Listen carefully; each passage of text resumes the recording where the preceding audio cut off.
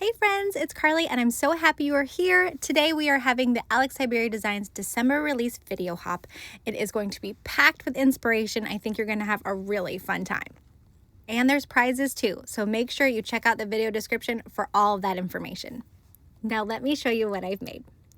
So I'm using the clematis die. I think this is such a beautiful die and I want to emboss with it on my cardstock. So I'm kind of physically laying out how I think it's going to go. I want the top to still be smooth so I can stamp this big sentiment. So I know I want to position it partially down on my piece of cardstock. And then once I think I've got it, I'm going to get it all sandwiched up to go through my die cut machine to emboss. Your machine might be different than mine, so make sure you just check the directions for embossing with your die cutting machine. And then once you've got it all set up, send that sandwich through and emboss that die. I love this technique. It's such a fun way to stretch your dies, and look how pretty that turned out. Now I'm going to do it one more time from another type of cardstock. So the first time was 80-pound solar white, and the next one was a smooth watercolor, and you know what? It's basically the same. So I'm not going to worry too much about which one I use for my card. Now next I cut the individual flowers in the set with their highlights from white cardstock. Of course colored cardstock would work too. I just always have white cardstock handy and this is my default, that I cut it from white and then I add color with blending tools.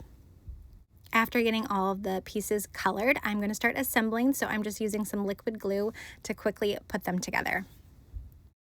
I like using liquid glue because I feel like it gives me a minute to kind of move things around and make sure they're exactly in the right place. But also I think this is a great die set because either it's really easy to assemble or it's really forgiving if it's not quite in the right place. Because I'm kind of a messy crafter and sometimes I realize after the fact that things are still not lined up even with all of my attempts to do it right. So either these are super easy to assemble and I didn't make any mistakes, or they look good no matter what. So A+ on these flowers. I decided to do the middles of the flowers orange because even though technically I don't think they're complementary colors, I think that they are. They look really good together, right? And then I had to laugh because I realized that I didn't take the middles out of the middles, if that makes sense. Like there's supposed to be a hole in the middle there. And so I did that and I gave them another quick blend just to make sure that I had ink everywhere it needed to be. And then I decided I wanted the very middle to be black.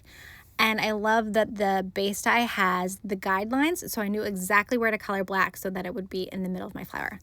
Like I said, love these flower dies. Good job, Alex Syberia. I love them. Okay, so with my flowers done, I want to start putting things together. But before I adhere the flowers to my embossed panel, I want to add the sentiment. Now that big one that I thought I was going to add, it did not work.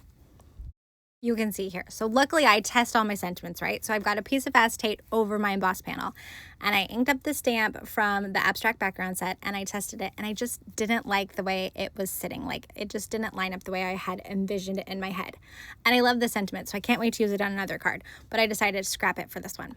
So I cleaned off the acetate, got the stamp out of my MISTI and loaded up the thank you stamp. And I even grabbed the flowers so I could really make sure that I was going to like this layout, because nothing worse than stamping your sentiment directly onto your project and not liking how it looks. That's just always so sad. So even after I checked it with the flowers, I gave it another quick check by stamping onto that acetate, and this time I like it. So I'm going to clean that acetate, get it out of the way, and then I ink up the stamp again and finally stamp onto my actual project. Now it's time to assemble, so I grab my finished flowers and I'm going to start adhering them to the embossed background. I want to make sure I have lots of adhesive on the back of those when they're going over the embossed part of the paper, and I want to make sure I give them a good press under acrylic block in between because sometimes it can be hard to glue things to the embossed design. So you want to make sure you just have a lot of adhesive and that you really press it down and make sure that it's nice and stuck on there. So after I've got them all on there, I'm using scissors to trim off the pieces that are hanging over, and I'm saving those because I realized as I was doing this that I really wanted a fourth flower. Now normally I wouldn't want four, so that's why I didn't make four, because four doesn't make sense to me. Three makes sense, but since I have two together, I feel like it still looks kind of like three, like it's still a visual triangle. So I was able to piece the pieces of flowers back together to make one at the bottom there, and I'm really happy that I did that. Once I had that all sorted, there's a little bit more extra trim off, and then I just needed to add it to the front of my folded card. I put lots of adhesive on the smooth front of the folded card instead of the embossed panel because I thought that would make it stick a little bit better. And then of course another press. And then the last thing, I added a little bit of faux splatter just by grabbing some black pens and dotting it around because I love how it looks. And it's so much easier that way than actually getting paint out. And here is how the card turned out. I just love the beautiful texture on here. I love the set so much. A+, Alex Syberia, you did an awesome job with this one. And here it is in a little bit better lighting.